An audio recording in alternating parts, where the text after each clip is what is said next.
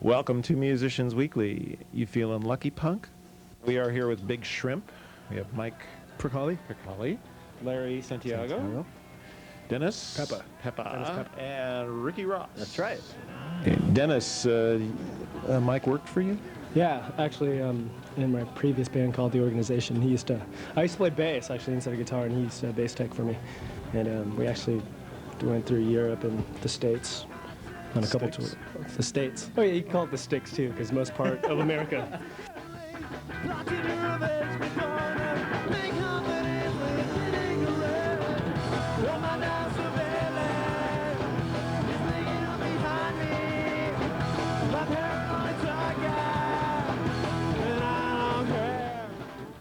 And we're back with Soundcheck. And thank you very much for joining us. We have two members of the group, Big Shrimp. Fellas, thanks for joining us today. Yeah. Now, that's a question I wanted to ask with you, Dennis, and you know, in terms of your experience, and maybe a lot of people don't know, in terms of like 15 years of experience and playing with different bands, opening for like Metallica, playing worldwide, coming back to, you know, the Bay Area, has it been kind of a humbling experience, or in terms of playing different clubs, or how do you feel about that?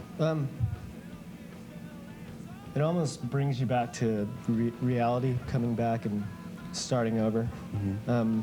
In the previous bands that I was in, Death Angel, in The Organization, it was almost set up to be too easy.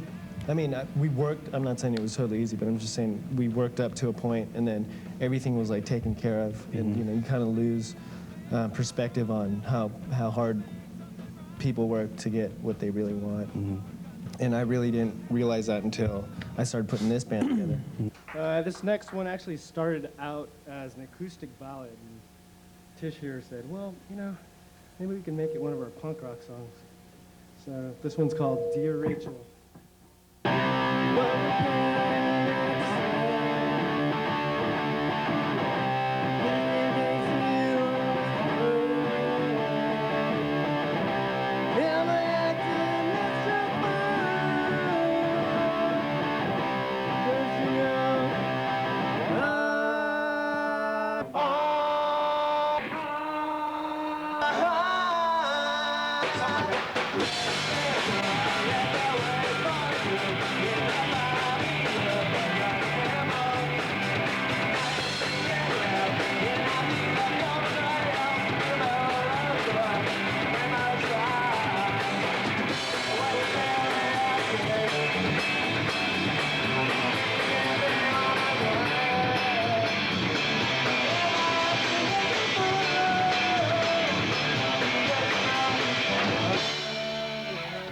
Touring's like a whole nother world.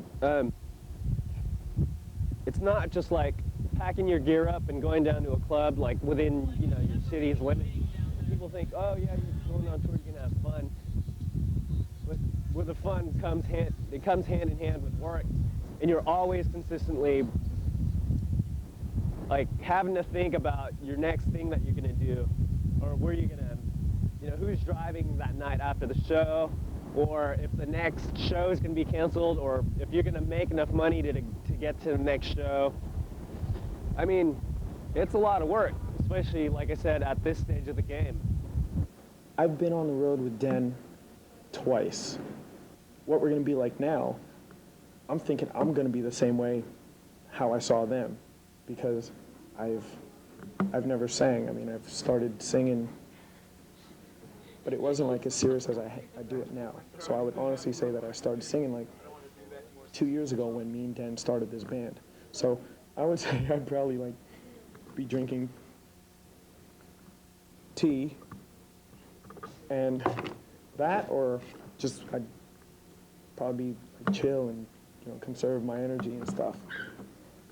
By going on the road with a band and seeing how it is, I think that pushed him to be more of a musician and, you know, start to like carve out his own mold as far as his creativity.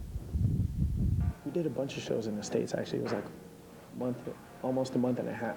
And almost every night I would change Andy's snare head. There was one night, I mean, I figured new head, why the do I have to bring up his spare to the, you know, to the set? And one night I just decided not to bring it because I was thinking, oh, it won't go flat, and what's he gonna do, break it? Andy's playing, and sure enough, his head turns around and he looks at me like something's wrong, and he's like kind of looking at his snare as he's playing, and it's the most horrible snare tone ever. I'm bolting back to the stage, right? I have the snare like a binder. I'm running, and at this point, Andy's pissed, and I can understand he's pissed off.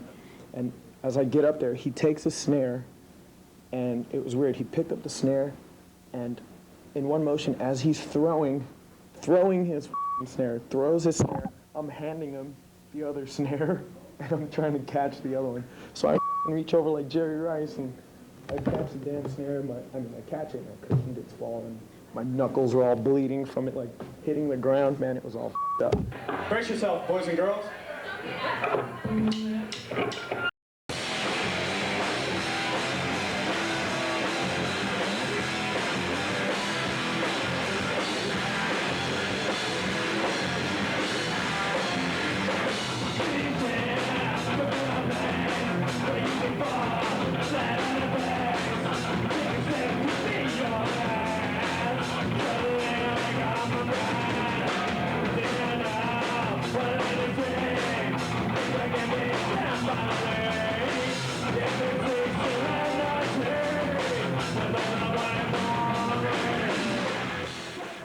What bands would you like to tour with if you had your wish?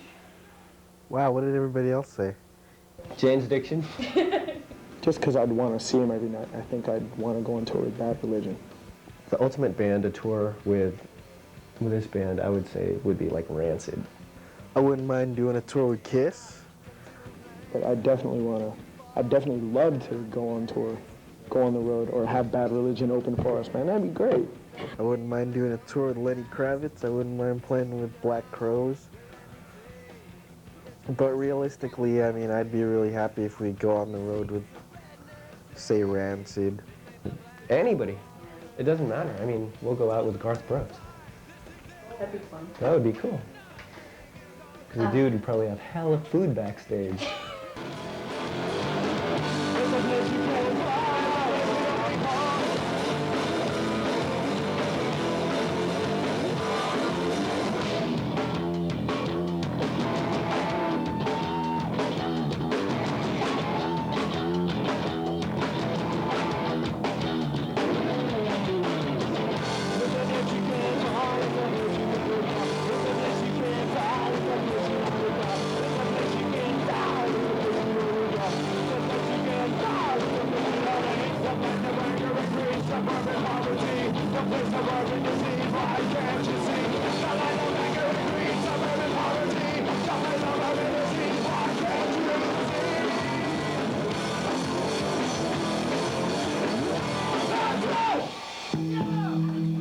What me and Andy went through with those two projects, I mean, it's taught me all kinds of things. Not just like as far as music, but as far as like living life and what you have to do to actually live your life and do what you want and be good at it, you know, not having to flip burgers all your life. I would do it if I, you know, just to get that paycheck, but I don't have to do that, so I choose to play music. We could do this, we could put out quality stuff, and we don't need major label support to put out really good music. That the whole music industry is just a farce, you know? Some bigwigs signing Little Hanson and Prodigy and all kinds of lame-ass bands out there, and I'm really tired of it. So basically it's like, you know, people go, why complain about it? If you don't like it, then do something. And I think since day one I have been doing something about it, and you know, I got a little more knowledgeable over the years, and I decided to do something about it.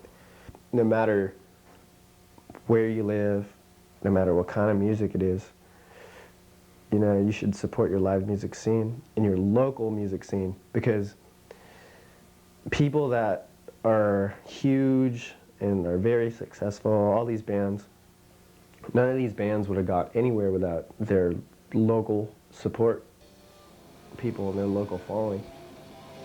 Some of you can come up this way if you like. Yeah, yeah, yeah! Thanks. Put on.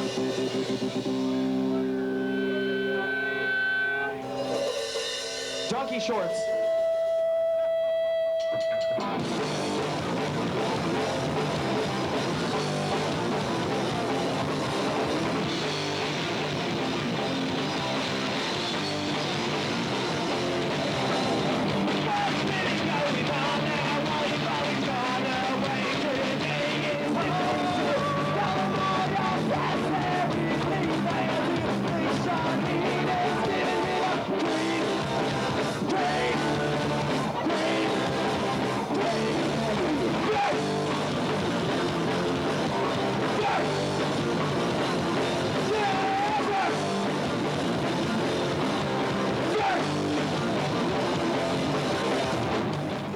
You know, I'm not looking to get huge and rich.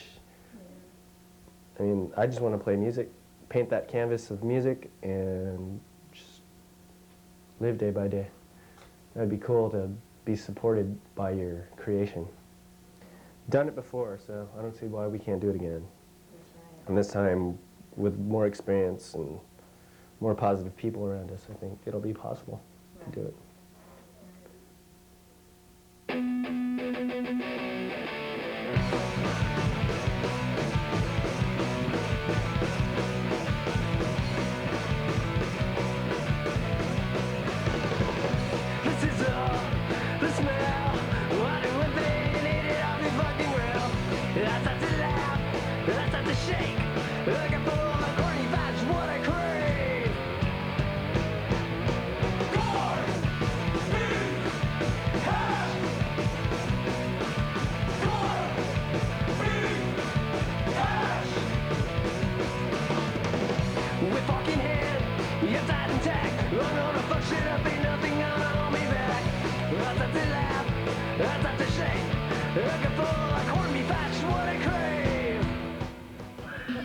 Recording right now?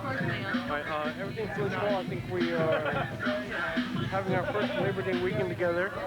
Yeah. For Cranked Up, Cranked Up Records. I think that all you bands out there should try this. Julie Plug is my favorite band. Consists of drummer extraordinaire Anthony Improgo, the original Big Shrimp drummer. We're all waiting for him.